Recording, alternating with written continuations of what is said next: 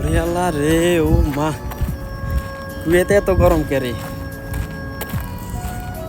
এত গরম কেরে, বাইরে একটু হাঁটলে কি কমু, চোখে মুখে দেখি না একবারে, চোখ দিয়ে শুধু পানিয়ে পড়ে, এত গরম।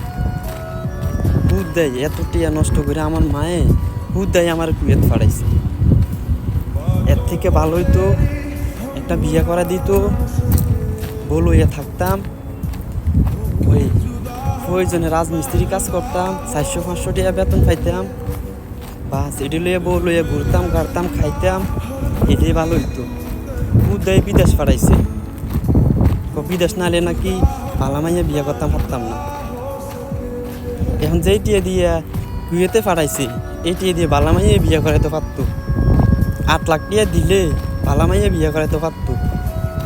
উদয় বিদেশ পাঠাইছে, উদয় একবারে বেকার।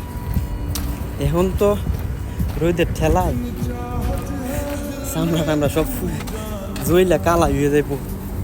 বিয়ার করণ লাগতো না, শেষ এনেই শেষ। ভাবছিলাম সামনে বাড়ির যাবো, বিয়ে টিয়া করবো, যে রোদ পরে বিয়ার করণ লাগতো না, শেষ।